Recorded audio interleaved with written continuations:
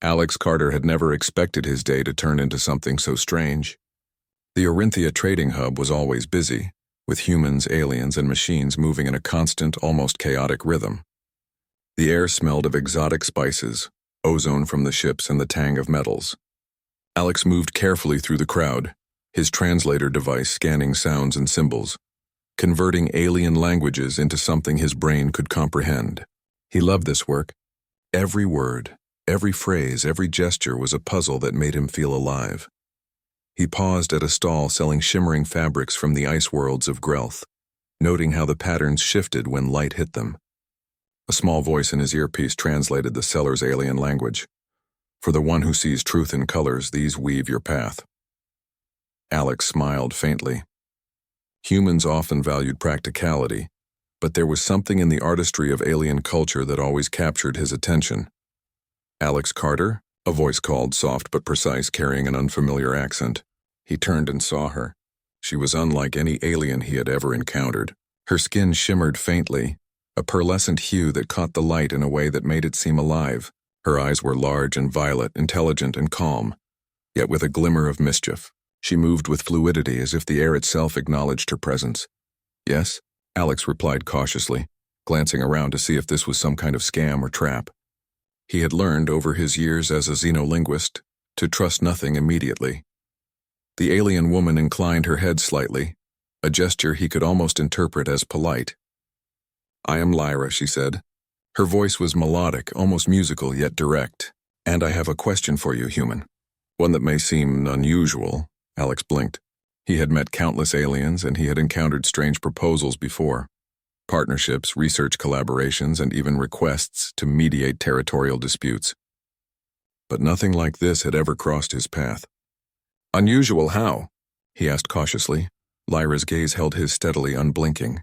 "What if I married you?" The words were simple, but the weight behind them pressed on Alex's mind like gravity. He opened his mouth to speak, but no words came. He had to check if he had heard her correctly. "You want to marry me?" He finally managed. "Yes," she said calmly, as if asking the question was the most ordinary thing in the universe. "I have observed your species for some time. Your courage, your creativity, your ability to connect with others. I have decided that you would make a worthy partner. Will you accept?" Alex took a step back. His mind raced. Marrying a Corellian was almost unheard of. Their culture was proud, advanced, and highly selective about bonds, especially with humans. Most species viewed interstellar unions with caution, often forbidding them altogether, and yet here she was, looking at him as if the decision were entirely his to make. I don't know what to say," he admitted honestly. "I've never even thought about, well, marriage with an alien species, let alone you." Lyra smiled faintly, the kind of smile that seemed to warm the air around her. "Then say nothing. Observe, learn, and decide later. But I wanted you to know that the offer exists. Courage is often tested in choice, human. I admire yours already in facing it." Alex blinked again. There was an unexpected intensity in her words that made his heart race.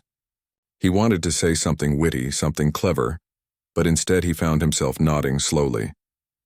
"All right, I guess I'll learn more about you first."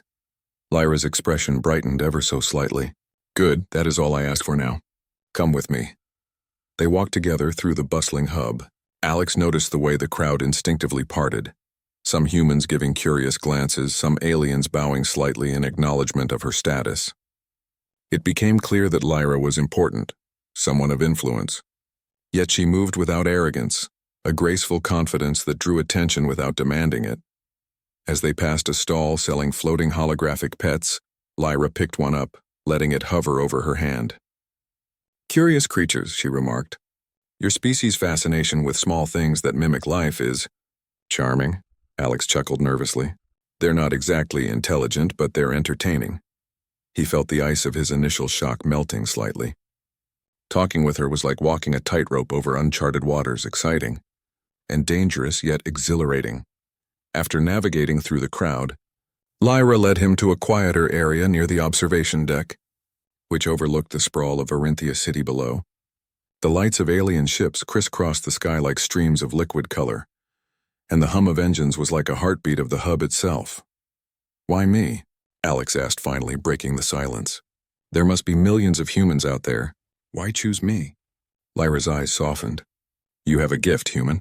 You see not only words but meaning, not only patterns but purpose.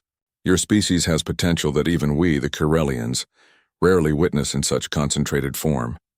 I have observed others who are clever, strong, or resourceful, but you inspire. I wish to share that inspiration with someone capable of understanding it. Alex felt a shiver run down his spine. Humans were often underestimated by alien races, considered primitive or impulsive, and yet here she was, valuing what humans brought to the universe. For the first time, he felt proud not for his personal achievements but for being human. But marriage, he said slowly. It's not just about admiration. It's about trust, responsibility, understanding. Lyra nodded. Exactly. That is why I have not pressured you. Observation first. Trust grows in its own time. The sound of alarms suddenly broke the calm. Red lights flashed along the observation deck and a voice blared through the speakers.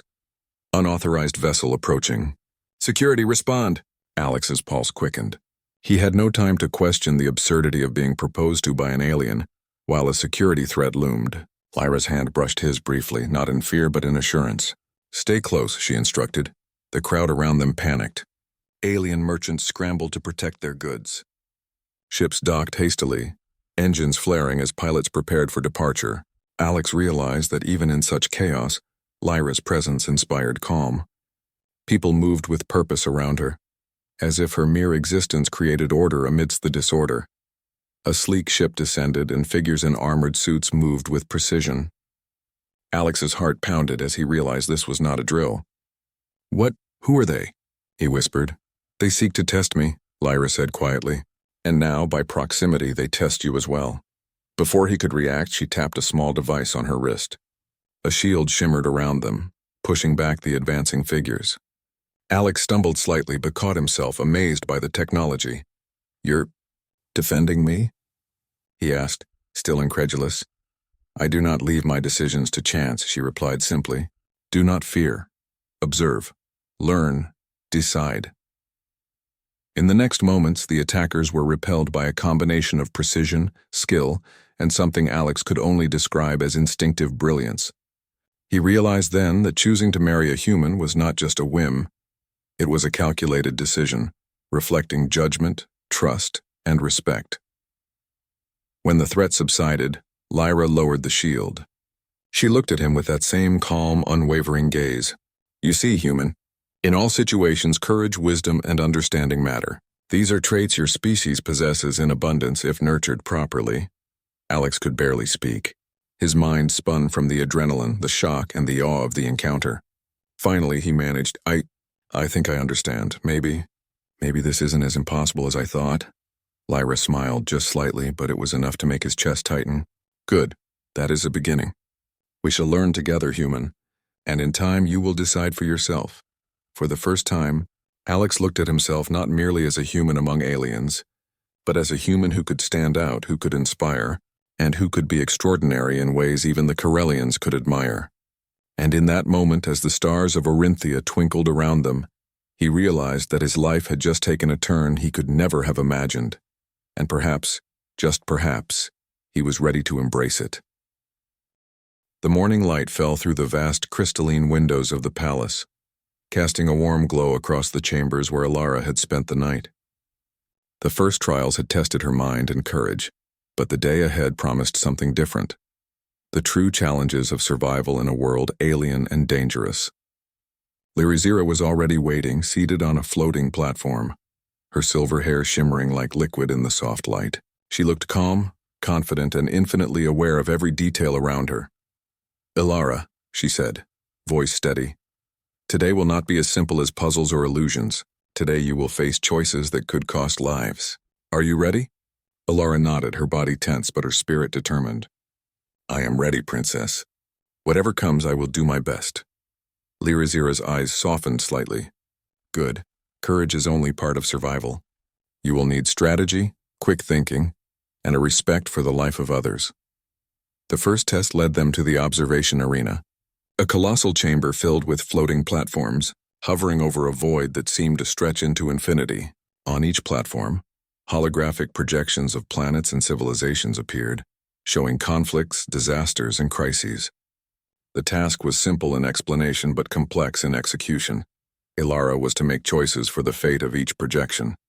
Aid one planet and another might suffer. Intervene in one conflict and create consequences elsewhere. At first, Ilara hesitated.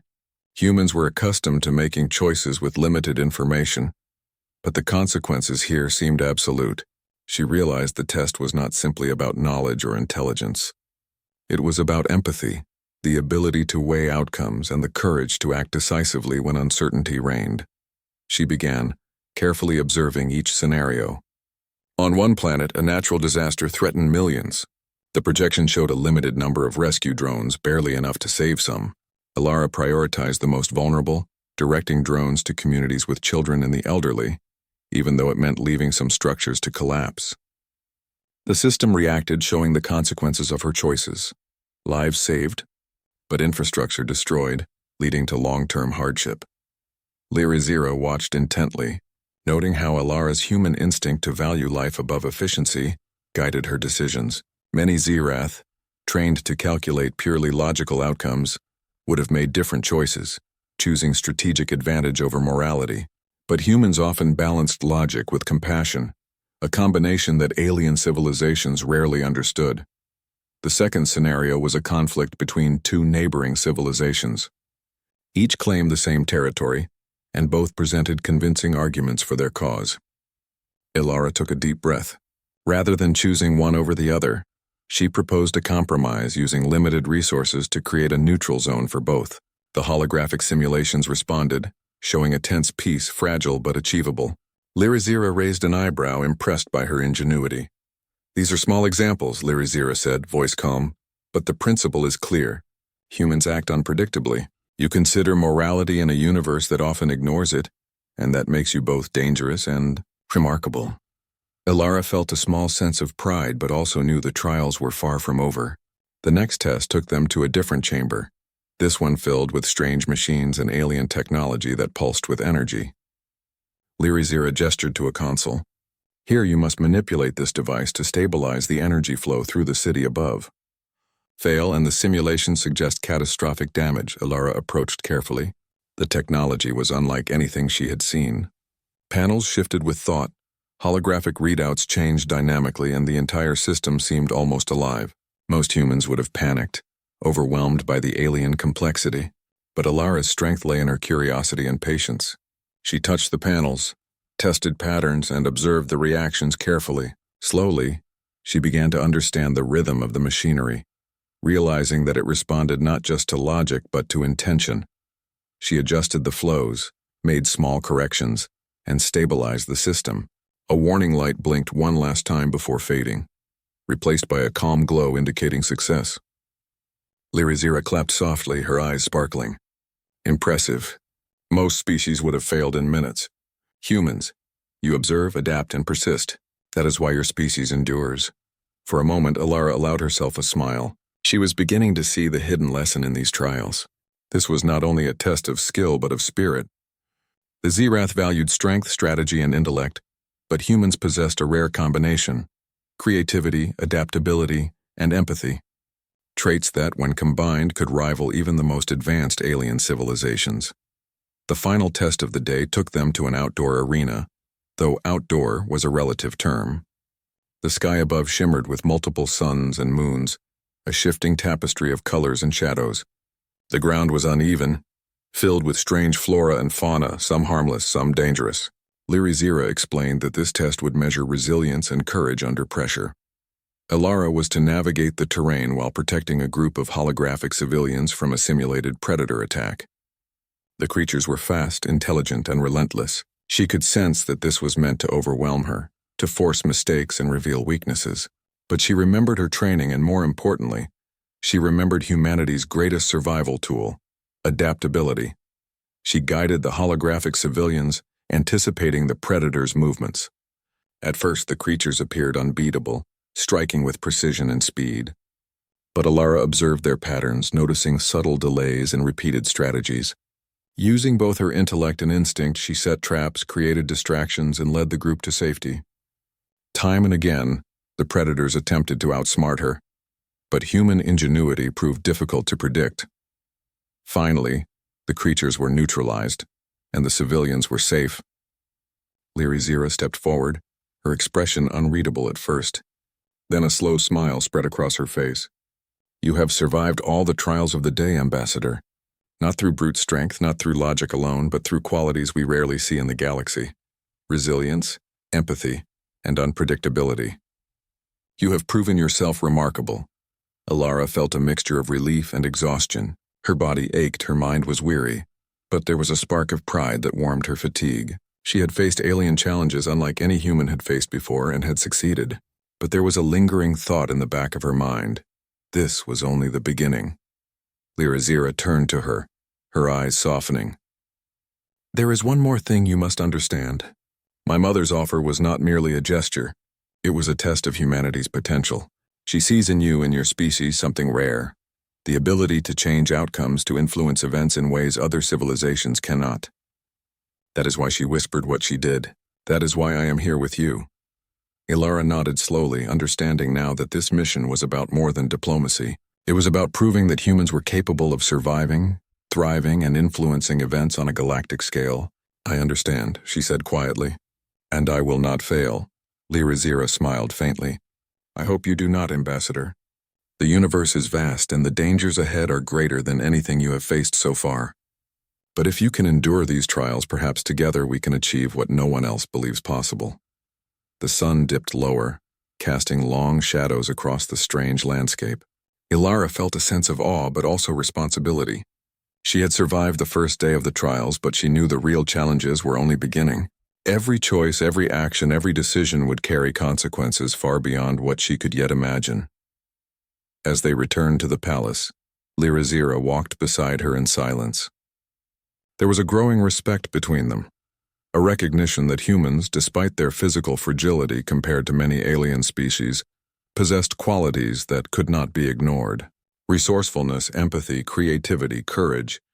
The traits that defined humanity were the same traits that had brought civilizations together on Earth, allowed survival in impossible conditions, and now had the potential to influence an entire empire. Alara looked at the princess, understanding that this partnership, unlikely as it seemed, was crucial. Humanity had always been underestimated, dismissed as weak or primitive. But here, in the heart of the Zerath Empire, she was beginning to see how that underestimation could become an advantage. The aliens expected humans to fail, but they had not counted on ingenuity, persistence, and the human capacity for hope. The palace corridors were quiet, the glow of alien light reflecting off every surface. Alara felt the weight of responsibility pressing down on her, but also the thrill of possibility. Humanity had a chance to prove itself, not just to the Zerath, but to the entire galaxy, and for the first time she sensed that humans might truly rise to meet that challenge. Lyra paused at a balcony overlooking the city. The lights of Zerath Prime sparkled like a sea of stars. "Tomorrow," she said softly, "we face trials that will test not only skill but loyalty, courage, and the choices that define who we are. Humans are unpredictable. That may be your greatest strength or your greatest weakness." Alara stood beside her, gazing at the vast city below. "Then we will face it together," she said, "and we will show the galaxy what humanity is capable of." The stars above shimmered in silent agreement, and for the first time, Alara felt a thrill that was... The palace of Xylaris buzzed with an undercurrent of tension the morning after Ethan's trials. Word of the humans' performance had spread quickly, and the nobles whispered in every corridor and chamber. Some spoke in admiration, surprised by his cleverness and adaptability. Others muttered warnings, arguing that no human could be trusted in matters of politics and power. Ethan, however, moved with the quiet focus of someone accustomed to navigating difficult challenges. Unaware of the growing storm of intrigue around him, Lyra awaited him in the grand hall, her violet eyes assessing him with the same calm intensity he had grown used to. "The nobles are restless," she said, her voice low and melodic. "Some are impressed, others are plotting, and beyond Xylaris our rivals watch with interest. They will not wait to see if we falter." Ethan swallowed. "Rivals? How serious is this?" Lyra's expression hardened. Serious enough that your skills may determine the survival of this palace, of my family. She gestured toward a holographic display that projected the map of Zilaris and its surrounding systems. Enemy fleets, tiny red dots in the display, moved with precise coordinated speed toward their borders. They see our internal unrest as an opportunity. If the nobles turn against each other or against you, they will strike. We must prepare. Ethan leaned closer, studying the map. The fleet's approach suggested a combination of stealth and overwhelming force. So they want to divide us before they attack. Classic strategy. But what can we do? Lyra's smile was faint, but there was a spark of confidence in it. We act differently. We think differently. That is why I have chosen you. Their first task was to meet with the most skeptical nobles. Ethan followed Lyra into a private council chamber, a space filled with floating platforms and symbols denoting rank. The air hummed with anticipation, and the nobles' expressions were a mixture of curiosity and disdain. "Human," said a tall, sharp-eyed noble, his voice like grinding metal, "you have surprised us with your trivial accomplishments, but now we face a true threat. What can you contribute beyond your luck and ingenuity?" Ethan met his gaze steadily. Luck had nothing to do with it. Humans adapt. We find solutions when others see only walls. I can help you do the same. A murmur rippled through the room. Some nodded quietly, intrigued by his confidence. Others stiffened, offended by his audacity. Lyra placed a hand lightly on his arm, a silent gesture of support. "He has a point," she said. The enemy will not be deterred by tradition. We need solutions, and solutions come from unexpected places. Ethan was quickly pulled into strategy sessions. He examined the palace's defense systems, many of which were centuries old, designed with tradition and hierarchy rather than efficiency in mind. Where the Xylarian engineers saw rigidity, he saw flexibility. Using his human perspective, he suggested modifications that allowed the defenses to react faster and more unpredictably. He proposed small, simple changes, rerouting energy to critical shields, creating automated observation drones, and even altering the patterns of patrols to confuse enemy scanners. The nobles were skeptical at first. Some argued, some mocked, and some openly doubted his human logic. Yet as Ethan demonstrated the changes using simulations and minor physical adjustments, their skepticism turned to fascination. A small shield that had taken hours to activate now responded instantly. Observation drones moved with agility that rivaled Xylarian pilots. Even the most stubborn nobles could not deny that the human's unconventional thinking was producing results. Throughout it all, Lyra remained at his side, offering subtle guidance and support. She trusted him when others doubted, and her confidence gave Ethan the courage to continue. Slowly, the nobles began to see the value in human creativity, not brute strength, not years of tradition, but the ability to see patterns, anticipate problems, and adapt on the fly. But political tension remained. One particularly influential noble Varian demanded a test. "If this human is to be trusted," he said, "he must face a challenge of judgment, not engineering. We will simulate a rebellion within the palace. He must navigate it without causing harm or panic. If he fails, we remove him from this council." Ethan accepted without hesitation. "I understand," he said. "Show me the scenario." The simulation was complex. Holographic citizens moved through the palace, some loyal, some rioting. Ethan had to make decisions on the fly, deploy guards, mediate disputes, and prevent the situation from escalating. He relied on observation, intuition, and empathy, human traits that the Xylarian nobles had long dismissed as impractical. By the end of the simulation, not only had he contained the rebellion, but he had found ways to strengthen loyalty and morale that the Xylarian leaders had never considered. A hushed awe filled the council chamber. Even Varian, reluctant to admit it, nodded slowly. Perhaps humans do see the world differently. Ethan realized that his human perspective was both a weapon and a shield. While the Xylarian nobles were bound by centuries of hierarchy and tradition, he could approach problems without prejudice or preconceived notions. Every solution he offered was novel precisely because it was unexpected. The day continued with lessons in diplomacy.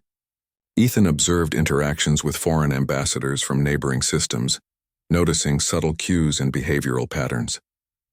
He suggested strategies that emphasized honesty, courage, and empathy, qualities that humans valued and that Xylarian negotiators often overlooked. Slowly, the Allies' perception of humanity shifted from fragile outsiders to potential partners, capable of ingenuity and bravery. Lyra watched him closely, her violet eyes softening. "You have done more than impress them," she said. "You have altered their understanding of what a human can be. That is more valuable than any sword or shield."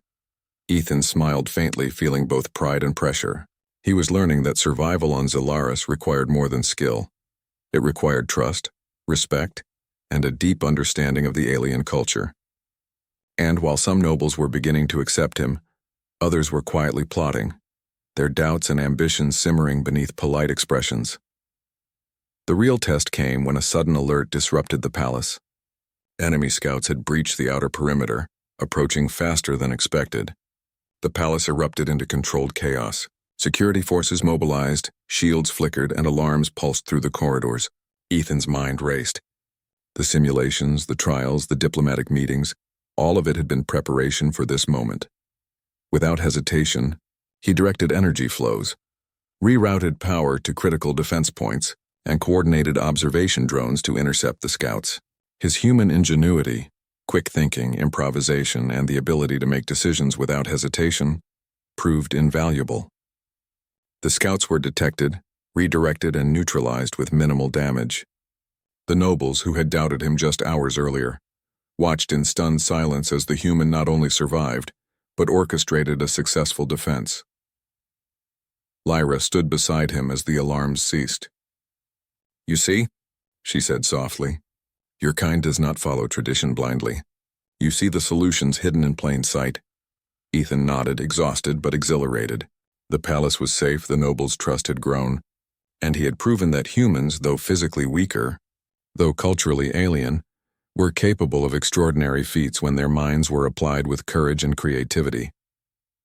That evening, as the sun of Zalaris dipped below the horizon, casting long reflections across the crystalline towers, Ethan reflected on the day's events. Humans were often underestimated, but he realized that underestimation was their greatest advantage. Where others relied on force, humans relied on ingenuity. Where others feared change, humans adapted. And where others saw weakness, humans found opportunity. Lyra approached him in the quiet of the balcony. "Tomorrow," she said, "we will venture beyond the palace. The wider world will test you in ways these walls cannot. But if you continue as you have, human, you will not just survive. You will change the perception of your species across Zalaris." Ethan felt a mixture of fear and anticipation. He had faced challenges, earned trust, and proven his value, but he knew that the coming trials would be more complex, more dangerous, and more revealing. Humans were not just participants in this alien world.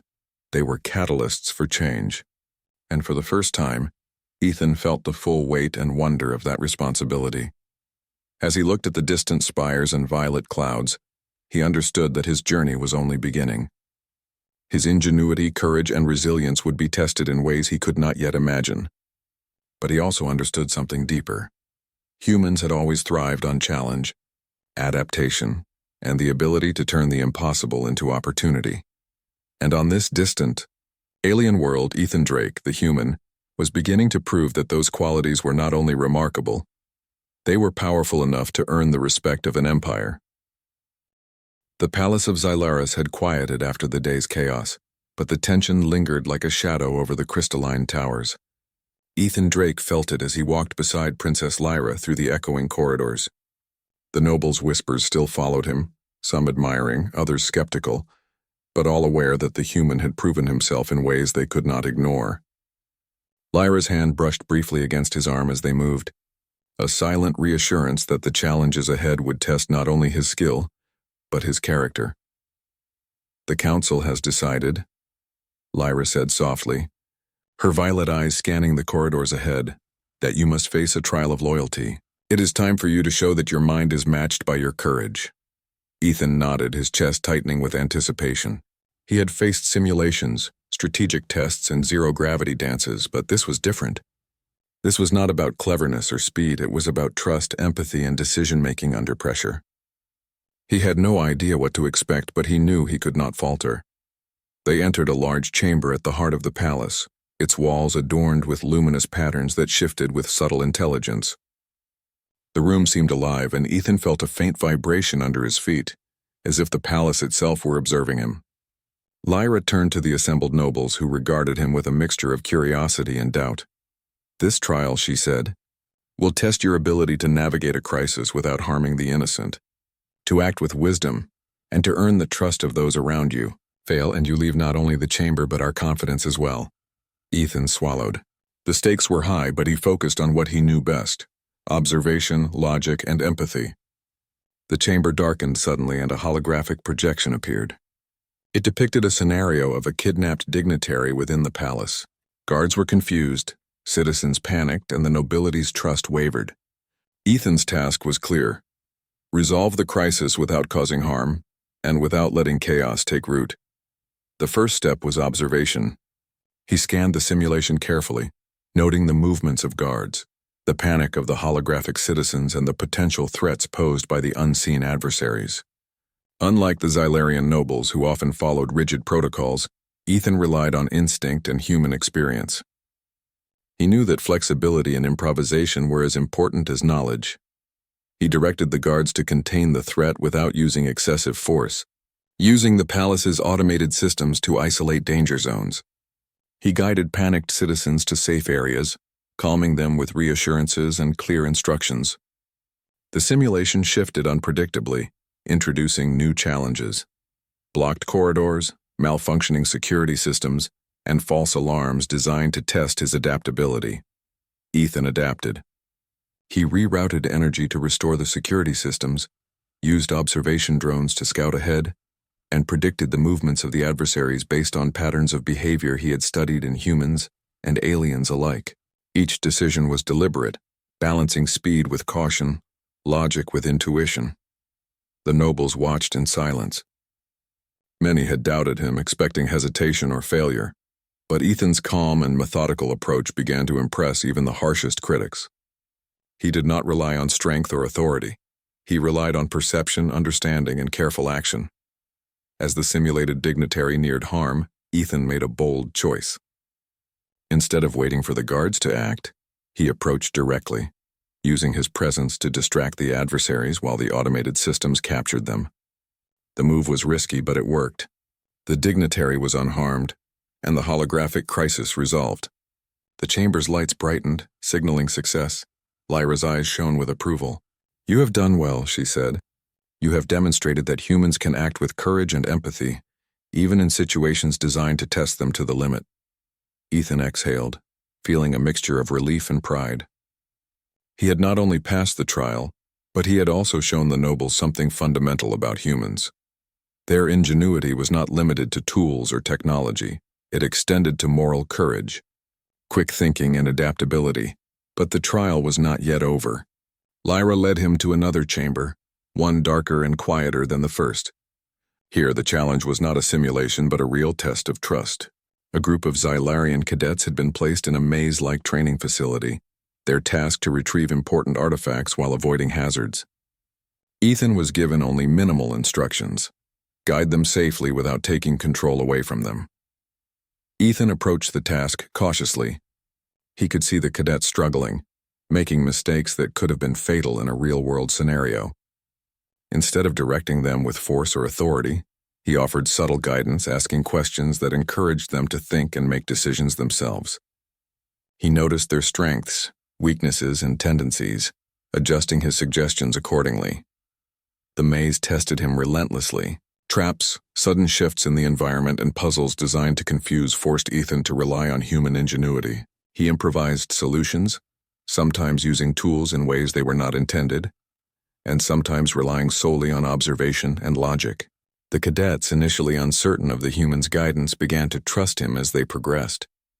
Their confidence grew alongside his, and together they navigated the maze successfully. When they emerged, Lyra and the nobles were waiting. "You have earned more than your place," Lyra said, her voice filled with admiration. "You have earned their trust, and through that you have strengthened ours." Ethan realized that this was the essence of human strength.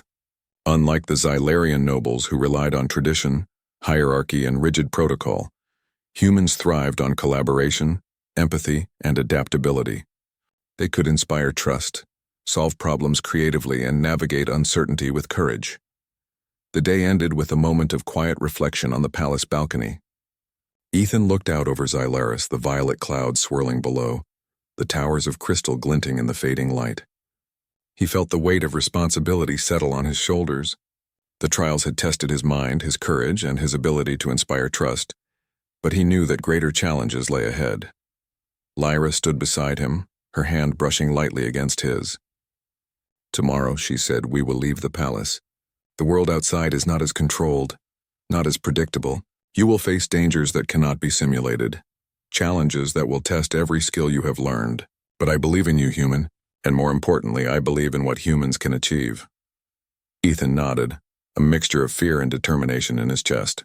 He had proven himself in the controlled environment of the palace, but the wider world would demand more. He would need every ounce of ingenuity, courage, and empathy he possessed. That night, as he lay in his quarters, he reflected on the trials of the day.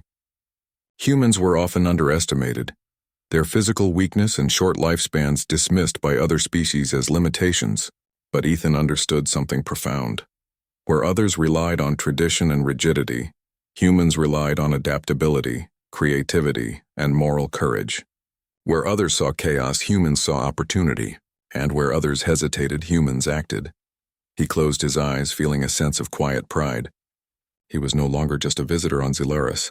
He was a participant, a bridge between his species and the alien empire. He had earned the trust of Princess Lyra, the admiration of the cadets, and the cautious respect of the nobles. Tomorrow, the true test would begin. The world beyond the palace awaited, filled with dangers, mysteries, and opportunities.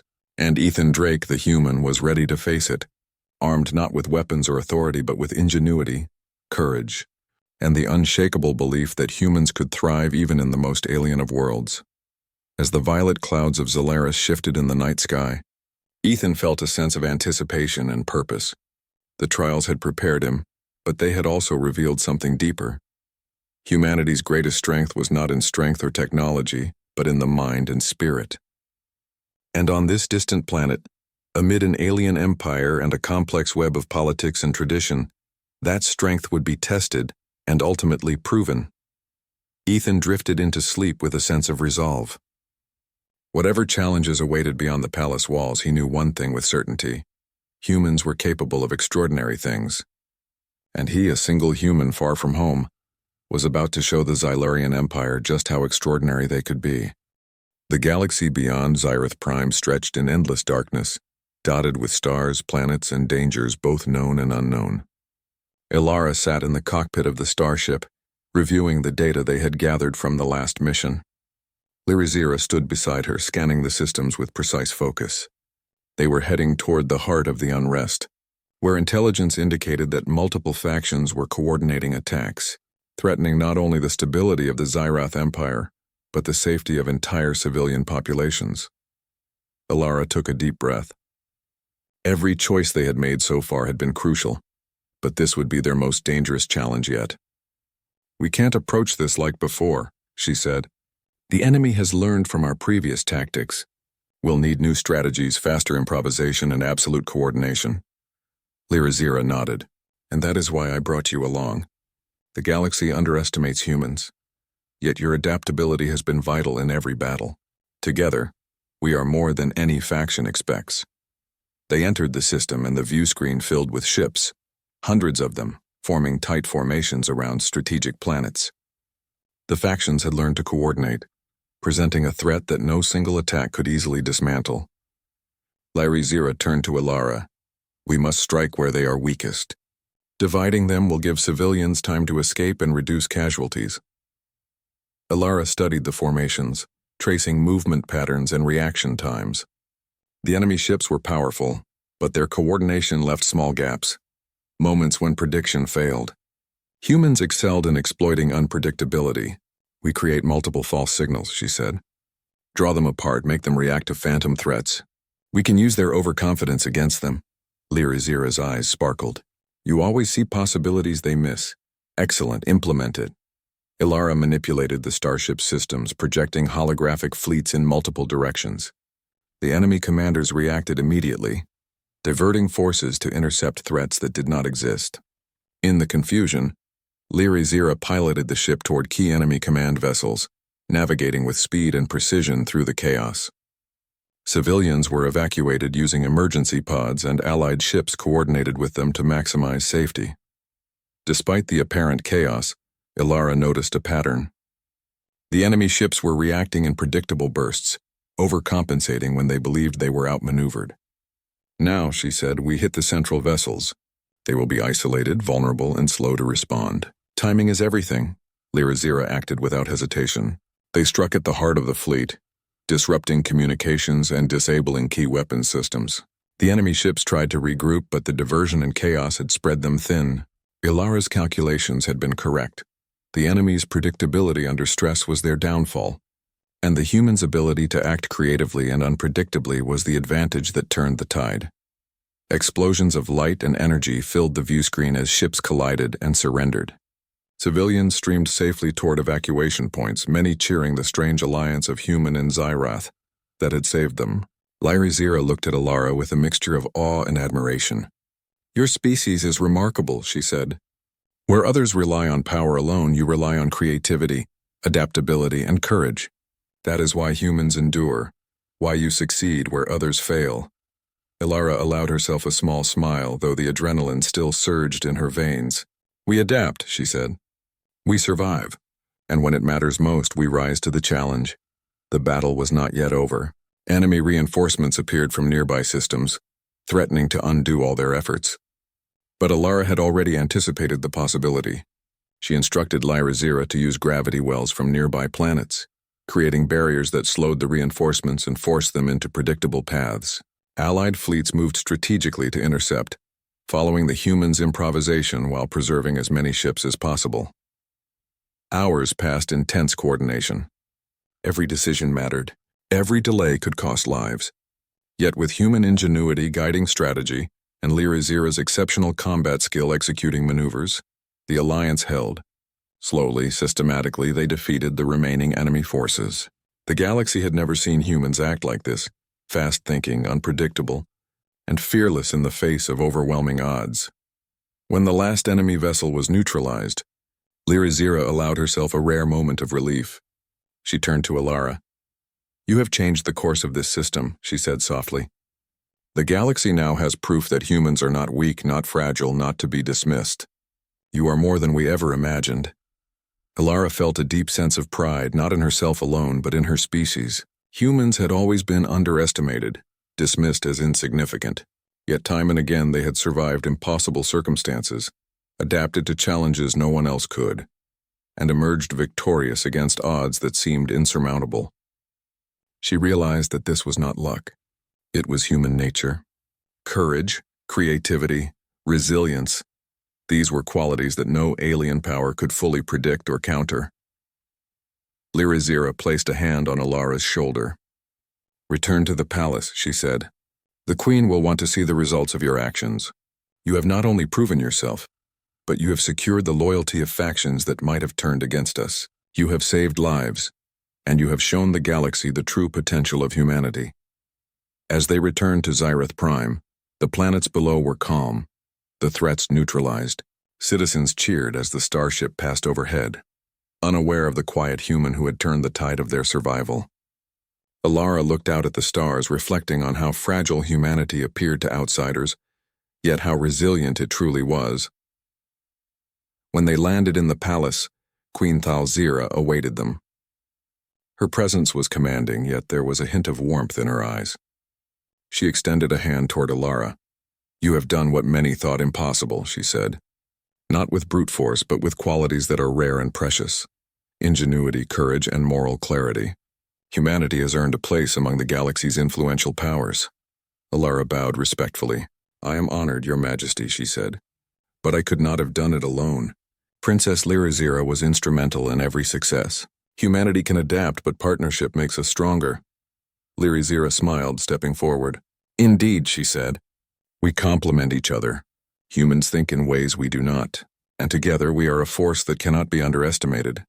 The Queen's gaze softened. Perhaps I misjudged my own species by underestimating humans, she admitted. And perhaps the galaxy will learn that the smallest, Seemingly fragile species can change the course of events through courage and ingenuity. Alara felt a deep sense of accomplishment. The trials, the battles, the impossible challenges all had led to this moment.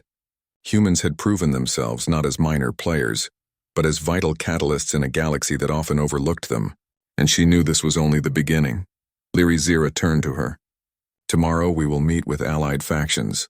We will solidify agreements, share intelligence, and prepare for future threats. But tonight know that you have changed the course of history.